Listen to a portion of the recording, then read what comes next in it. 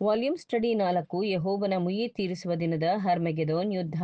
ಅಧ್ಯಾಯ 7 ರಾಷ್ಟ್ರಗಳು ಒಟ್ಟುಗೂಡುವುದು ಮತ್ತು ದೇವರ ರೌದ್ರದ ಮಹಾ ಬೆಂಕಿಗಾಗಿ ಅಂಶಗಳ ಪೂರ್ವಸಿದ್ಧತೆ. ಪುಟ 204. ಕ್ರಿಸ್ತನು ನಮ್ಮ ವಿಮೋಚಕನು ಎಂಬ ನಂಬಿಕೆ ಹಾಗೂ ಆತನ ಸೇವೆಗಾಗಿ ತನ್ನ ಎಲ್ಲಾ ತಲಾಂತುಗಳನ್ನು ಪೂರ್ಣವಾಗಿ ಪ್ರತಿಷ್ಠೆ ಪಡಿಸುವುದು. ಅವರು ತಮ್ಮನ್ನು ಕ್ರೈಸ್ತರು ಎಂಬುದಾಗಿ ವರ್ಗೀಕರಿಸಿಕೊಳ್ಳಲು ಹೆಮ್ಮೆ ಪಡುವವರಾಗಿದ್ದಾರೆ, ಏಕೆಂದರೆ ಅವರು ತಮ್ಮನ್ನು ಅನ್ಯ ಜನಾಂಗದವರು ಅಥವಾ ಯಹೂದ್ಯರು ಎಂದು ವರ್ಗೀಕರಿಸುವುದನ್ನು ಇಚ್ಛಿಸುವುದಿಲ್ಲ. ಯಾಕೆಂದರೆ ಕ್ರಿಸ್ತನ ನಾಮವು ಈಗ ಬಹಳ ಜನಪ್ರಿಯವಾಗಿದೆ. ಆತನು ಶಿಲುಬೆಗೆ ಏರಿಸಲ್ಪಟ್ಟ ಸಮಯಕ್ಕಿಂತ ಆತನ ಸತ್ಯ ಬೋಧನೆಗಳು ಹೆಚ್ಚು ಜನಪ್ರಿಯವಾಗಿಲ್ಲದಿದ್ದರೂ ಸಹ ಆತನ ನಾಮ ಪ್ರಖ್ಯಾತವಾಗಿದೆ. ಸತ್ಯವಾಗಿಯೂ ದೇವರು ಕರೆದಾಗ ಲೌಕಿಕ ದೃಷ್ಟಿಯಲ್ಲಿ ಜ್ಞಾನಿಗಳು, ಅಧಿಕಾರಿಗಳು, ಕುಲಹೀನರನ್ನು ತನ್ನ ರಾಜ್ಯಕ್ಕಾಗಿ ಕರೆಯಲಿಲ್ಲ, ಆದರೆ ಬುದ್ಧಿಹೀನರನ್ನು, ಬಲಹೀನರನ್ನು, ಗಣನೆಗೆ ಬಾರದವರನ್ನು ಆರಿಸಿಕೊಂಡಿದ್ದಾನೆ. ಐಶ್ವರ್ಯವಂತನು ದೇವರ ರಾಜ್ಯವನ್ನು ಸೇರುವುದು ಎಷ್ಟೋ ಕಷ್ಟ.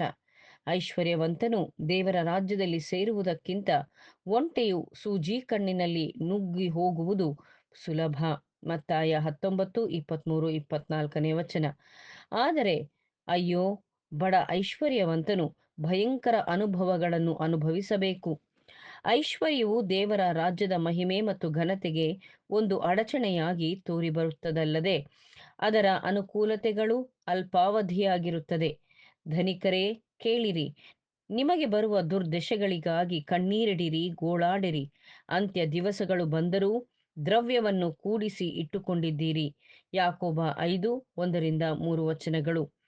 ಧನಿಕರ ಕಣ್ಣೀರು ಮತ್ತು ಗೋಳಾಟವು ಸದ್ಯದಲ್ಲಿಯೇ ಕೇಳಿಬರುವುದು. ಈ ಜ್ಞಾನವು ಎಲ್ಲರ ಹೃದಯಗಳಲ್ಲಿ ಅಸೂಯೆ ಮತ್ತು ದುರಾಶೆಯನ್ನು ತೆಗೆದುಹಾಕಬೇಕು ಹಾಗೂ ಅದರ ಬದಲಾಗಿ ಬಡ ಐಶ್ವರ್ಯವಂತನಿಗಾಗಿ ಅನುಕಂಪದಿಂದ ತುಂಬಬೇಕು. ಪರಂತು ಅನುಕಂಪವನ್ನು ಆಶಿಸುವುದರಿಂದ ಅಥವಾ ಹಾರೈಸುವುದರಿಂದ ದೇವರು ನ್ಯಾಯ ತೀರ್ಪನ್ನು ಬದಲಾಯಿಸುವುದಿಲ್ಲ. ದೇವರ ಜ್ಞಾನವನ್ನು, ಒಳ್ಳೆಯತನವನ್ನು ಗುರುತಿಸುವಂತೆ ಕಣ್ಣೀರು ಮತ್ತು ಗೋಳಾಟವು ಹೃದಯವನ್ನು ಸರಿಪಡಿಸುವ ಮತ್ತು ನ್ಯಾಯಕ್ಕೂ ಹಾಗೂ ಪ್ರೀತಿಗೂ ಕಣ್ಣುಗಳನ್ನು ತೆರೆಯುವುದು ಎಲ್ಲರ ಪಾತ್ರವಾಗಿದೆ.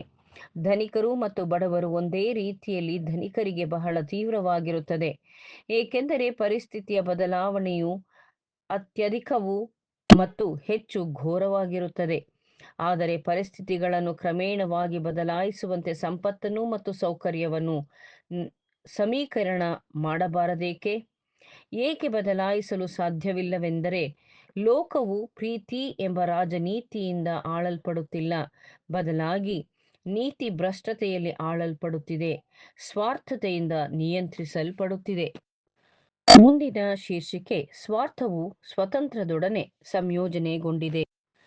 Selfishness in combination with liberty.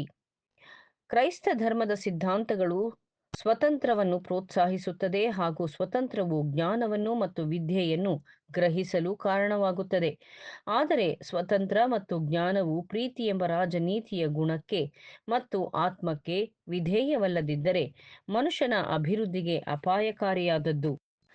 ಹಾಗಾಗಿ ಕ್ರೈಸ್ತ ಧರ್ಮವು ಕ್ರೈಸ್ತ ಸ್ವತಂತ್ರವನ್ನು ಅಂಗೀಕರಿಸಿ ಮತ್ತು ಜ್ಞಾನವನ್ನು ಹೊಂದಿಕೊಂಡು ಕ್ರೈಸ್ತ ನೀತಿ ನಿಯಮಗಳನ್ನು ಅಳವಡಿಸಿಕೊಳ್ಳದೆ ಬದಲಾಗಿ ತನ್ನ ಜ್ಞಾನ ಮತ್ತು ಸ್ವತಂತ್ರವನ್ನು ಬಿದ್ದು ಹೋಗಿರುವ ಸ್ವಾರ್ಥದ ಪ್ರವೃತ್ತಿಗೆ ಕಸಿ ಕಟ್ಟಿಕೊಂಡಿದೆ.